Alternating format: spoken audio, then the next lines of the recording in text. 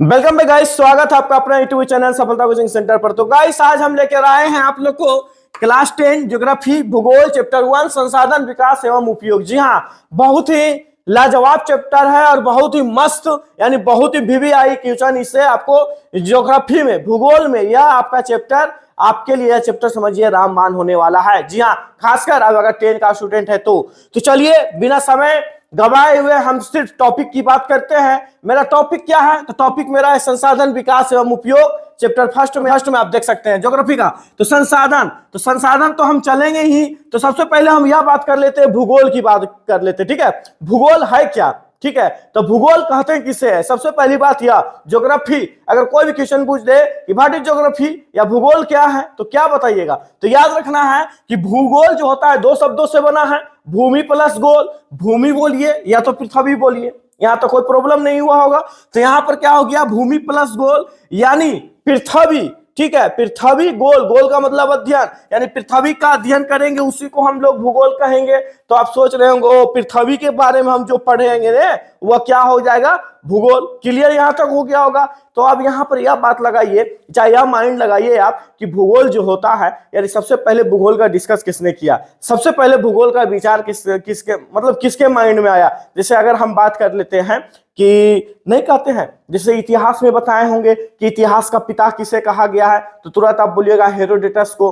तो हेरोडोटस के मन में विचार कैसे आया था? हेरोडोटस को हम पिता क्यों कहते हैं या जनक क्यों कहते हैं? ठीक है, तो वह तो इतिहास का क्लास में हमने आपको बताया था।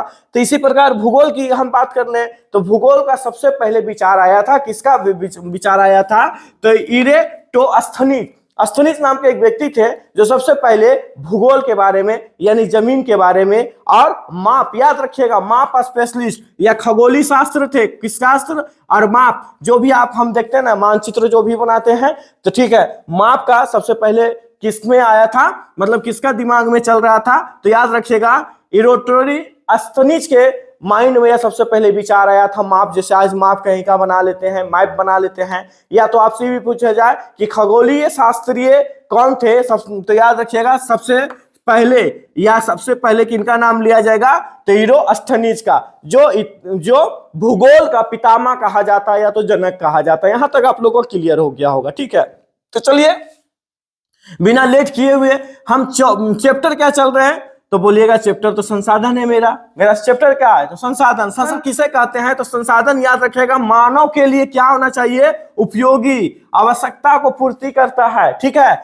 मानव के लिए आवश्यकता को पूर्ति करता है। जब आवश्यकता को पूर्ति करता है तो सुख सुविधा को भी प्रदान करता है। याद रखिएगा सुख सुविधा प्रदान करता है और संपत्ति, उसके बाद आर्थिक विकास, और मानव क्या करता है? अपनी तकनीकी से संसाधन को विकसित करता है। ठीक है, तो अब यहां पर मानव की हम बात कर रहे थे, तो मानव क्या है बताइए? तो आप यह भी कह सकते हैं कि मानव जो होता है स्वयं एक संसाधन है। मानव जो है एक स्वयं संसाधन है जो दूसरा संसाधन का उपयोग करते हैं। ठीक है, मानव संसाधन देखिए, मानव जो होते हैं यानी आदमी जो होते हैं ना, वे एक प्रकार का खुद संसाधन है जो किसी दूसरे संसाधन का उपयोग करते हैं। जैसे ईटा मान लेते हैं, बालू मान लेते हैं, पत्थर मानते हैं। ठीक है, या देखिए अब ईटा हो गया, बालू हो गया, सीमेंट हो गया, यह संसाधन है। अब संसाधन क्या हो गया? अब मानव क्या करता है? इसको उपयोगी करता है, तो जाके एक मकान बनता है। ठीक है, तो अब इंसान क्या हो गया? उसमें मानव अपना आवश्यकता अनुसार क्या किया? संसाधनों का उपयोग किया ना,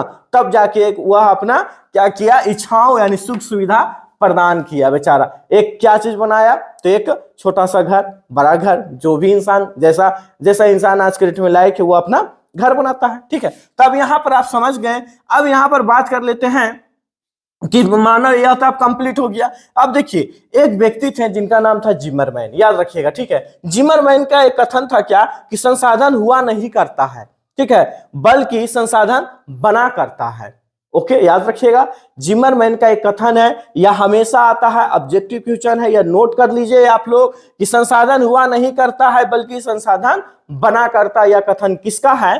तो आप आंसर में डालिएगा जिमरमैन को। ओके, अब यहां पर हम बात कर लेते हैं कि मानव का जो होता है, देखिए अब मानव संसाधन जब बनाता है, अब प्रश्न ये भी पूछ दे आपसे, अच्छा मानव जो संसाधन बनाता है बनाता कैसे है?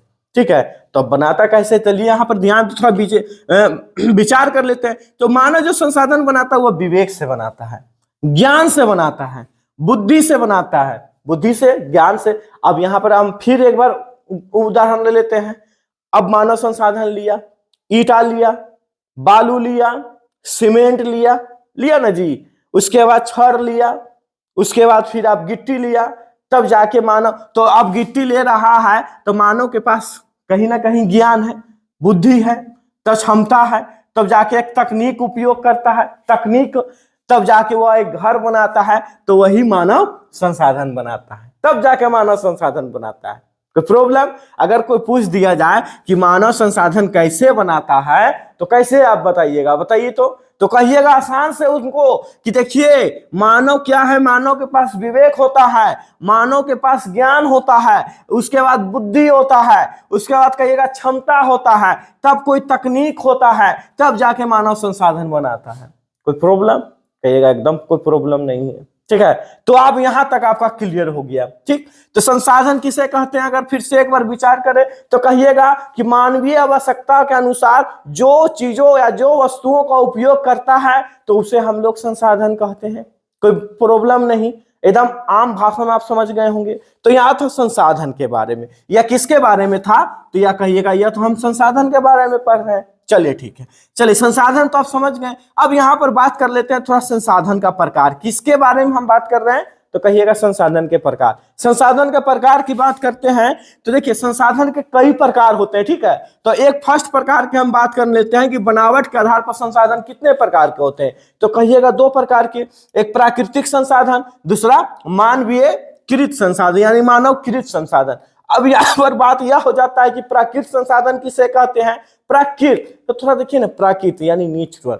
ठीक है, प्राकृत का मतलब क्या हुआ, यानी मान लीजिए गॉड, ठीक है, एट द गॉड यानी गॉड की देन हो, ठीक है, भगवान की देन हो, तो उसे हम लोग क्या कहेंगे, कहिएगा उसे प्राकृतिक संसाधन कहते हैं। तो इसको डिफिनेशन में कैसे लिखेंगे, तो याद रखिएगा कि वैसा संसाधन जो मतलब मानव नहीं बना सकता हो, ठीक हो, या ईश्वर की देन हो, ऐसे भी लिख सकते हैं, तो उसे हम लोग क्या कर सकते हैं, प्राकृतिक संसाधन कहते हैं। अब जैसे कि बात कर लेते हैं एग्जांपल में, अब बताइए पर्वत इंसान बना सकता है, तो कहिएगा ना, पर्वत तो इंसान बना ही नहीं सकता है। पठार बना सकता है जी, तो कहिएगा नहीं। नदी, झरना, हवा, हवा इंसान बना सकता है, ऑक्सीजन, कहिएगा नहीं, हवा नहीं। जल, पानी बना सकता है इंसान, तो कहिएगा नहीं। तो जो इंसान नहीं बना सकता है एट द मतलब जो भगवान की देन हो या तो जो प्राकृत की देन हो, तो उसे हम लोग क्या कहेंगे, प्राकृतिक संसाधन कहेंगे। ठीक है, कोई प्रॉब्लम नहीं हो रहा होगा आपको समझने में। अब यहाँ पर हम बात कर लेते हैं मानव कृत संसाधन किसे कहते हैं, तो इसका एकदम सिंपल सा याद रखिएगा कि वैसा संसाधन जो मानव ने बनाया हो, ठीक हो, याद रखिएगा वैसा संसाधन जो मानव ने बनाया हो, तो उसे हम लोग क्या कहते हैं, मानवीय कृत संसाधन। आप कहिएगा जैसे, तब देखिए यह कौन बनाया है जी, मार्कर को, तो कहिएगा ये तो मानव बनाया है, तो ये कौन संसाधन हो गया, मानव। इसके बाद मोबाइल, तो मोबाइल का मानव, कुर्सी हो गया, टेबल हो गया, बोर्ड हो गया, वाहन इत्यादि बहुत सारा ऐसा चीज है जो मानव बनाया है, उसे हम लोग मानवीय कहते हैं। यहाँ तो कोई प्रॉब्लम नहीं होगा समझने में। अगला देखिए टॉपिक क्या होता है, टॉपिक अगला क्या है, उत्पत्ति के आधार पर। पहला था बनावट के आधार पर संसाधन किसे कहते हैं, तो आप समझ गए। अब देखिए उत्पत्ति के आधार पर संसाधन कितने प्रकार के होते हैं, तो याद रखिएगा उत्पत्ति के आधार पर संसाधन दो प्रकार के। कौन कौन होता है जी, तो कहिएगा जैविक संसाधन, दूसरा कहिएगा अजैविक संसाधन। ठीक है, तो जैविक संसाधन का मतलब क्या हुआ, तो जैविक संसाधन का मतलब हुआ सजीव, और अजैविक संसाधन का मतलब क्या हुआ, तो कहिएगा निर्जीव। तो अब यहां पर हम बात कर लेते हैं जैविक संसाधन। देखिए जैविक का मतलब क्या हुआ, जीवित रहित, क्या हो गया, जीव रहित। तो जीव रहित का मतलब क्या हुआ, यानी जीवन रहित। तो जीवन किसमें होता है, तो सजीव में होता है, एकदम समझने वाली बात है। जीवन किसमें होता है, कहिएगा जीवन सजीव में होता है। और अजैव का मतलब क्या हुआ, अजैविक का मतलब क्या हुआ, जीवन न रहित। ठीक है, जो मतलब जीवित नहीं रहे, तो जीवन किसमें नहीं रहता है, जो निर्जीव रहता है। सजीव किसे कहते हैं, तो आप जानते हैं डिफिनेशन कि जिसमें जान होता है उसे हम लोग क्या कहते हैं, सजीव। और निर्जीव किसे कहते हैं, तो कहिएगा जिसमें जान नहीं होता है, तो उसे हम लोग निर्जीव कहते हैं। तो इसका एग्जांपल आप आराम से निकाल सकते हैं जैविक का, जैसे पेड़ पौधा, कहिएगा हाँ इसमें तो जान होता है। जानवर में जान होता है ना जी, मानव में कहिएगा जान होता है। इसी प्रकार आप इत्यादि भी यहाँ पर आप ले सकते हैं, बहुत सारा डिफिनेशन ले सकते हैं। जिसमें जान होगा उसको आप एकदम जैविक मार दीजिएगा। अब अजैविक के जो निर्जीव है तो ये आप खुद निकाल सकते हैं, बोर्ड हो गया। जैसे अब यह निर्जीव है, इसको एक जगह हम रख दिए तो यह हमेशा रह गया। इसके बाद मोबाइल है, जहां पर हम रख दिए वहां पर है।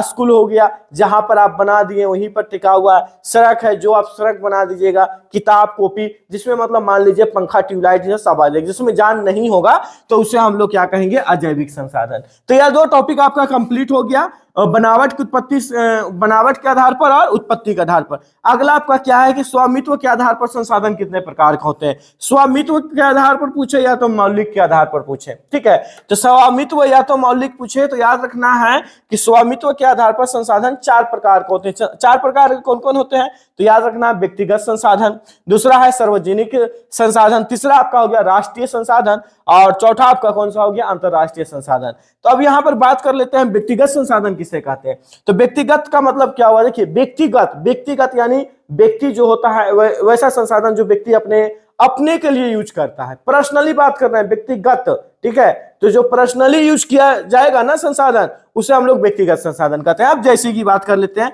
कोई सामान खरीदा तो व्यक्ति अपने के लिए उपयोग के लिए खरीदा। जैसे हम यहाँ पर यह मार्कर खरीदे, हम अपने उपयोग के लिए खरीदे ना जी। तो यहाँ पर क्या हो गया, कोई संसाधन आपको कोई सामान खरीदे, जैसे आप कार खरीद रहे हैं, आप अपने लिए कार खरीद रहे हैं। जैसे आप मोबाइल खरीद रहे हैं तो आप अपना मोबाइल अपने लिए खरीद रहे हैं। तो याद रखिएगा, घर, कॉपी, किताब जो भी व्यक्ति अपने यूज के लिए खरीदता हो तो उसे हम लोग क्या कहेंगे, कहिएगा व्यक्तिगत संसाधन। यहां तक आपका कंप्लीट हो गया होगा। अगला क्या है, सार्वजनिक। सार्वजनिक बोलिए या तो पब्लिक। क्या हो गया, पब्लिक। पब्लिक का मतलब क्या हुआ कि जो सार्वजनिक यानी पब्लिक का मतलब जो वैसा चीज, ठीक है, चाहे वैसा संसाधन जो मतलब एक आदमी के लिए नहीं, बहुत सारे लोग इस्तेमाल करें।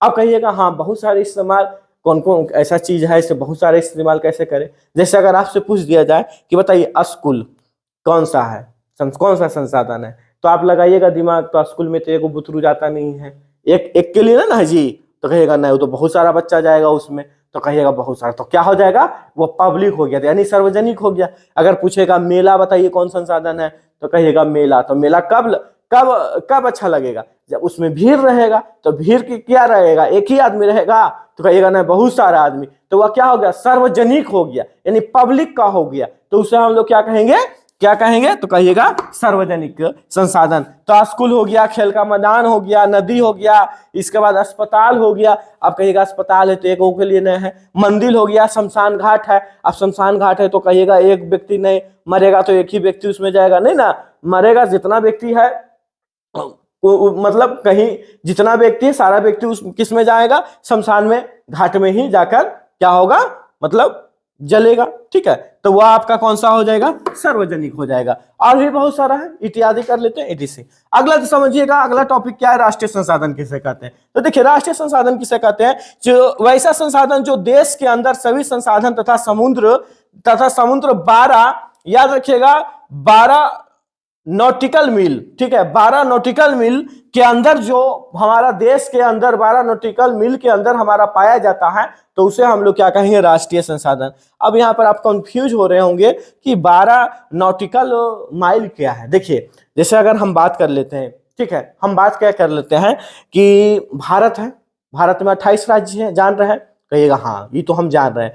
तो हम क्या लिखे हैं, देश के अंदर यानी 28 राज्यों, ठीक है, 28 राज्यों में जो भी संसाधन मिलेगा उसे तो हम लोग राष्ट्रीय संसाधन कहवे करेंगे। ये तो फिक्स है कि यह तो हमारा राष्ट्रीय संसाधन तय है कि यह राष्ट्रीय संसाधन ही है। लेकिन यहाँ पर बात किया जाए कि समुंदर, जैसे भारत के बगल में आप समुंदर है, ठीक है, बंगाल की खाड़ी है, बहुत सारा समुद्र, 5 समुद्र, बंगाल की खाड़ी है। आप कहिएगा कि बंगाल की खाड़ी है तो वह भारत का संपत्ति भी होगा, तो कहिएगा हाँ एकदम है। कहाँ तक है, तो 12 NM यानी 12 नॉटिकल माइल, एम का मतलब माइल, जो कितना किलोमीटर पड़ता है, 12 नॉटिकल माइल 19.2 किलोमीटर। समुद्र को जब नापिएगा ना तो 19.2 किलोमीटर, यानी एक नॉटिकल माइल की बात किया जाए तो 1.852 किलोमीटर होता है, ठीक है। यानी याद रखना है सिंपल तौर पर कि 19.2 किलोमीटर के अंदर जितने भी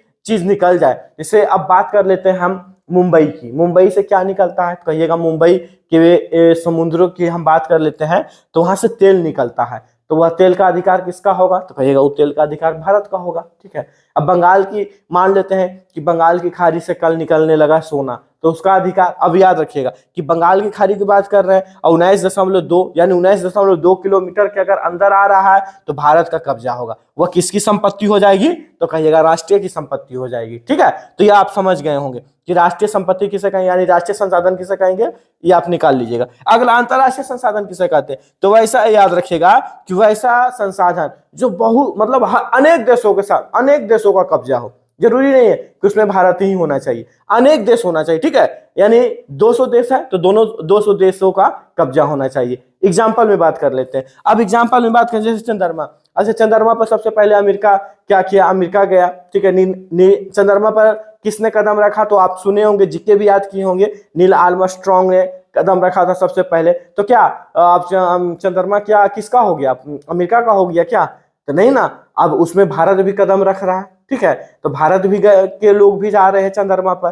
तो अब यहाँ पर क्या है, यह हो गया राष्ट्रीय मतलब अंतरराष्ट्रीय यानी नेशनल। ठीक है, नेशनल संपत्ति। अब आप जा रहे हैं, अब वहां पर ग्रह, जैसे ग्रह हो गया, अंतरिक्ष हो गया, समुद्र। अब यहां पर हम बात कर लेते हैं, या तो समुद्र के बारे में समझ गए, लेकिन हाँ, अब समुद्र के क्या होना चाहिए? 200 एनएम को छोड़कर, 200 एमएन को छोड़कर, यानी नॉटिकल माइल, 200 नॉटिकल माइल को छोड़कर जो भी संपत्ति होता है वह आप किसका होता है जी? कहिएगा अपवर्जिक आर्थिक क्षेत्र होता है। अब यहां पर आप यह सोच रहे होंगे कि अपवर्जिक आर्थिक क्षेत्र क्या है?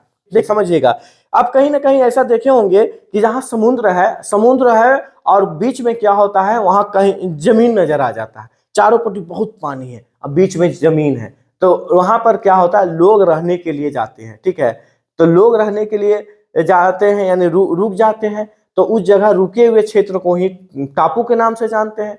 तो उसी को क्या कहता है? अपवर्जिक आर्थिक क्षेत्र, टापू जगह। ठीक है, जहां पर बहुत कम लोग मिलेगा। ठीक, तो वह आपका हो गया अपवर्जिक आर्थिक क्षेत्र। इंडिया में एक जगह है, एक मिनट हमको याद नहीं आ रहा है, रुकिए हम बता रहे हैं। इंडिया में कौन सा जगह है? काला पानी के नाम से एक फेमस है, और वह शायद दावर द नगर हवेली, हाँ दावल द नगर हवेली, या अंडमान निकोबार द्वीप समूह। हाँ, अंडमान निकोबार द्वीप समूह आप चले जाओगे, ठीक है, तो वहां पर आपको टापू मिल जाएगा, चारों पट्टी समुंदर मिलेगा और बीच में आप रहिएगा। कितना मजा आता होगा नहीं, कि चारों पट्टी समुद्र है और बीच में आप है, अब हर संसाधन आपके पास है मौजूद, तो रहने में क्या तकलीफ है। ठीक है, तो वह आपका क्या हो गया? अपवार्जिक आर्थिक क्षेत्र के नाम से आप विकसित हो जाइएगा। तो यह क्या था आपका? स्वामित्व के आधार पर। नेक्स्ट